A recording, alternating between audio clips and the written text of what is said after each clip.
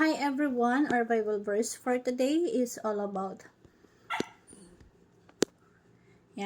Romans 5:1. Therefore, since we have been justified by faith, we have peace with God through our Lord Jesus Christ. So, ito pong verse natin, konektado dun sa topic po natin ngayon. Ang topic natin is forensic justification. Ano ba ang forensic justification? It refers to something legal or judicial in nature. In theology, it describes how justification is a legal declaration by God. When God justifies the sinner, He declares us righteous not because of our own goodness, but because of Christ's righteousness credited to us. This act doesn't immediately change the person's internal character, but change our status before God. So it's like a carton verdict, not guilty through faith in Christ. We are legally declared righteous before the holy judge of all. So, justification is once for all declarations by God. Pag usapang Biblia, when God justified us bilang sinners, not because of our good works, but because of Jesus Christ. Maganda yung tatalino tayo. Pag pinag-aaralan natin ito, maganda yung nagkakaroon tayo ng alaman, nadadagdagan yung kaalaman natin, tumatalino tayo. Pero dapat yung goal natin, hindi lang basta tumalino. Kasi pagka ganun, pwedeng lumaki yung ulo natin. Ang goal natin is mapalapit tayo sa Panginoon. Because we have been justified. Pinawalang sala tayo. No, si Jesus Christ ay nilitis in public, in forensic. Diba? Si Poncio Pilato, that time, Jesus is not guilty. Alam niya na walang kasalanan si Jesus. Pero hiniyaan niya na maparusahan at patayin si Jesus. Sabi dito sa John 19:30 na when Pilate heard this, he brought Jesus out and sat down on the judge's seat as a place known as the stone permit, which is in Aramaic is Gabbatha. So, publicity court, Jesus Christ was sentenced to death. Yung kasalanan nilipat kay Kristo, pinarusahan. So, for us to be justified legally.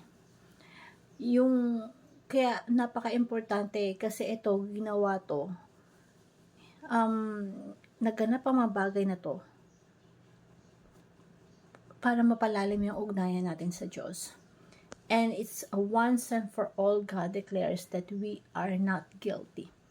Pinawalang sala tayo. So, no double jeopardy dito na pinawalang sala ka ngayon, bukas gagawa ka na naman ng kasalanan, ngayon, tas papawalang sala ka ulit, gagawa ka kasalanan, no? Yung pagpapawalang sala sa atin, pang internal. Past, present, and futures. We have been justified for eternity. Pinawalang sala, panghabang buhay. At napakasarap isipin po ng ganun. Kaya dapat hindi natin abusuhin yung power nito. Na, pinawalang sala na pala ako eh. So, pwede akong gumawa kasalanan kasi pinawalang sala na ako. Pinangako ng Diyos, sinalo ng Diyos, ng Panginoon, yung kasalanan na para sa atin. We are justified not by our good works, but our faith. We justified by the good works of our Lord Jesus Christ. Hindi, alam mo yun, dapat hindi lang maging mabuti ka lang na tao, tapos maliligtas ka na.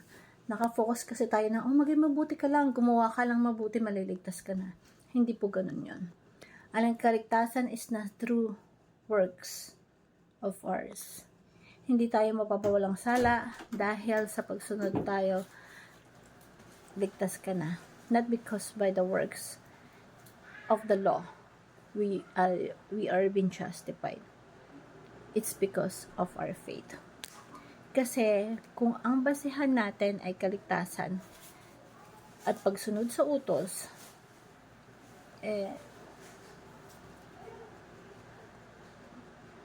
hindi lahat tayo sumuway sa kautusan ng ating Panginoon.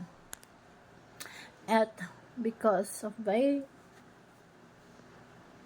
works of our Lord Jesus Christ, because of our faith, we are justified. So, yung Christ's righteousness also credited to us. Hindi lang tayo dineclare na walang kasalanan, biniyayaan din ng kabanalan. Inilipat din sa atin yun. Kaya napakasarap isipin na yung kabanalan ng Diyos inilipat sa bawat tao. Sabi nga sa Philippians 3:9, and be found in Him, not having a righteous of my own, that comes from the law, but which is through faith in Christ.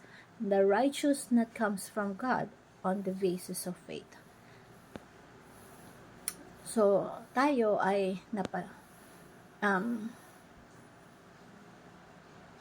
tayo ay ginawang banal ng ating Panginoong Jesus.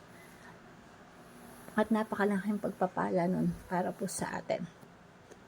Tayo ay pinalaya na. So, wag na tayong bumalik sa kasalanan. Treasure your justified status in Christ. Treasure natin ang pangwalang hanggan natin na status sa ating Panginoon, sa harapan ng Panginoon. Tayo ay haharap sa Diyos dahil kaya nating humarap kayo sa Diyos dahil sa ating Panginoong Hesukristo. Suot natin yung kabanalan ni Kristo. Treasure the one who justified us. So, sabi nga dito sa God's grace is not license to sin, but the power to live in holy life. Huwag natin gawing lisensya na tayo ay pinawalang sala na panghabang buhay. Na, ligtas na pala ako, so pwede akong gumawa ng kasalanan. Total, ligtas naman ako. So, hindi ganun yon. Huwag natin gawing lisensya yan para gumawa ka ng paulit-ulit na kasalanan. Hope this verse will learn something. Thank you everyone, and God bless.